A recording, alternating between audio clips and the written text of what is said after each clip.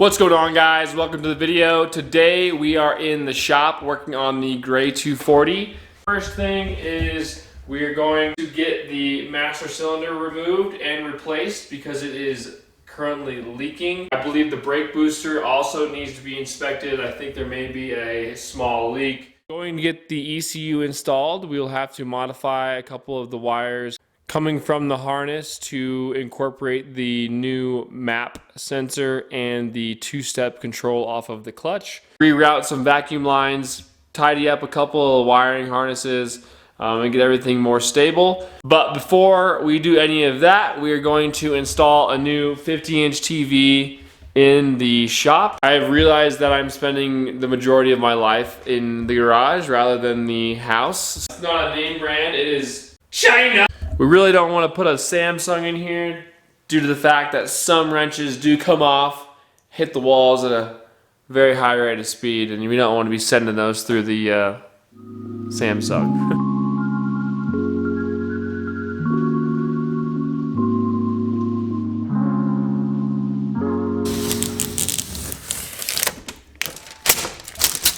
Going to get everything disconnected. Hopefully catch some of the fluid. Once I get everything removed, I'll show you all of the paint that has been dissolved off of the chassis from it dripping. But we're gonna get it pulled off and get it replaced.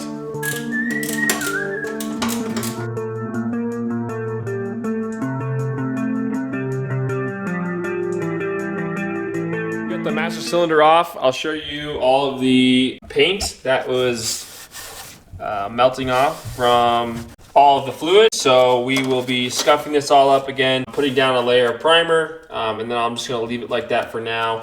And then eventually, once I take this whole hot side off, I will get the whole thing masked off and respray that rail. The clutch line is actually leaking too, so I'll have to get a new one of those made up. Now I'm going to get the new master cylinder out of the box and get everything rebuilt. I'm going to have to reuse this reservoir on the master cylinder itself because the new one didn't come with one, so I'll have to take that one apart, get the seals out of it, check those, and then we'll get the new master cylinder, get it installed, and hopefully everything lines up, and then we can get it reinstalled. Well, here's our new master cylinder. We got the old master cylinder off.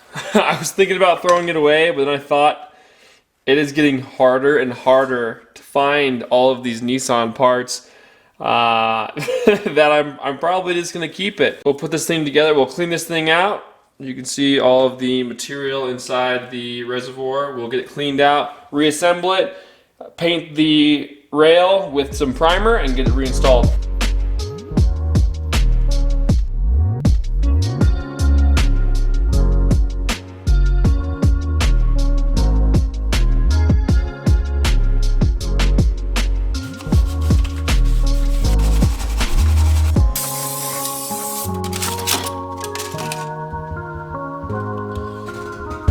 Not too shabby with a can of spray paint.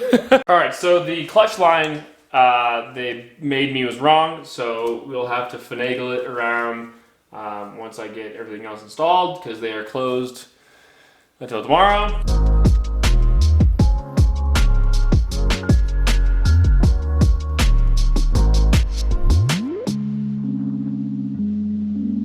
This is the ECU I chose to go with. This is an AEM. It is a Series 2 flavor. This is pretty simple. Plugs directly into the factory plug that I have in the car, except this one does have more inputs that we will be using. So we got a new AEM barometric pressure sensor. I think this is a 3-bar sensor. Let me see here. Oh, shit!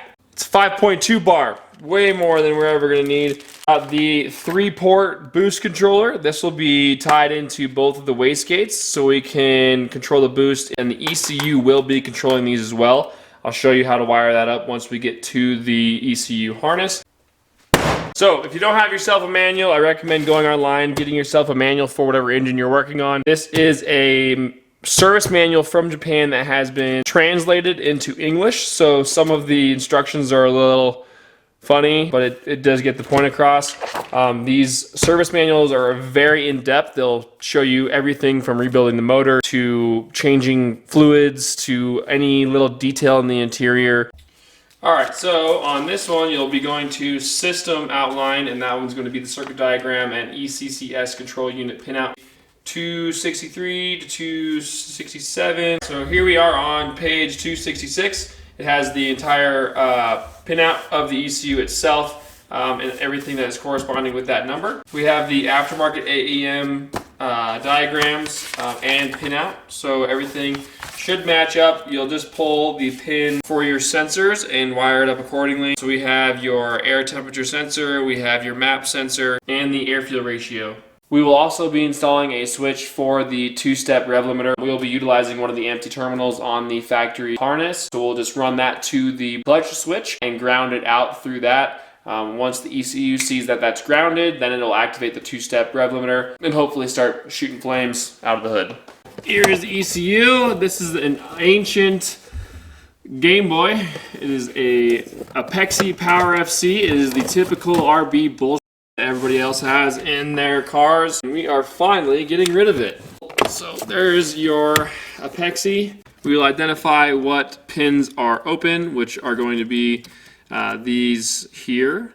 I don't know if I have any spares. I'm gonna go look in the bag. I'm sure I've got some spares that came with the AEM, and we will correlate those to the diagram I showed you earlier, and we will put everything inside there and get it wired up. We'll run some pigtails up along the existing harness, and then once we get them all run out of the firewall, we'll put them in a loom. One is going to the intake manifold for your barometric pressure. That's your map sensor. The intake air temp sensor is going to be welded into this intake pipe directly after the intercooler. Your 3-port boost controller will be mounted on the far fender wall, and then I'll plumb both of the wastegates to that. Then I'll run one additional wire to the clutch pedal to signal the two-step. We are going to start with the intake air temp sensor, since it is just 2 wires, and I'm just going to do it to show you guys, and then I'm going to do the rest off film. We're going to go to our pin 36, which I believe is empty. We will go here on the little diagram they provide, and 36 is going to be to the right. It is going to be 1, 2, 3, 4, 5, 6 to the left of the center. So when you're looking at your ECU directly, sorry about the lighting, it's going to be 6 on this side. So on your diagram, you can see that the 6th port from the left right here was number 36, which is going to be the intake air temp sensor. We've got the ECU pinned out and the wires run into the engine bay. I've got the new AEM map sensor installed into the plenum. I ran the intake air temp sensor right here. And I still have to get a bung to weld it into the intake right there.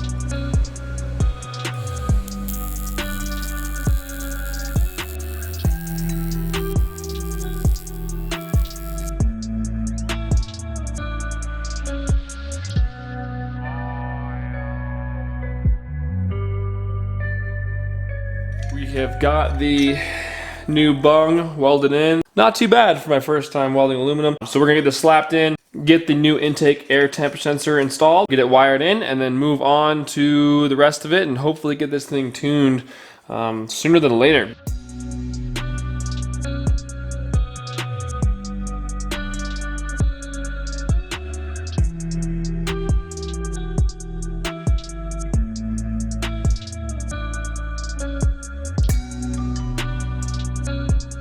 Got the boost controller and the intake air temp sensor installed. Going to move on and get the rest of the ECU wired. I know it's a mess, but I'll get it all loomed up and organized. I'm gonna temporarily put the gauges in here. I'm gonna get a custom piece made so that I can put the gauges right below the radio. Right now I have a double DIN radio that it's just, I mean, it's nice, but I'd rather have a single DIN and the gauges right below it because I don't want to mount the gauges on the A-pillar or drill holes in the dash. So I'm going to temporarily set them there, run all the wires, and then we should be able to look at the rest of the fuel system and get this thing on the dyno. So now I'm going to get the clutch wired up, which that's just switch on the bottom of the diagram going to the clutch switch itself, and the switch being grounded out so it'll signal on and off to the ECU.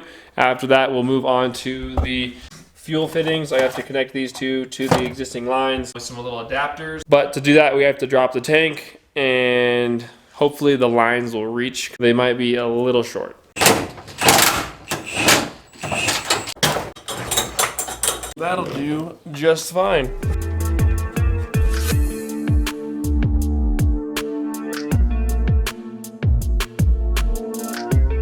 That'll be it for this video. If you like the video, drop a like, leave a comment, subscribe, turn your post notifications on because the next video is going to be this car on the dyno.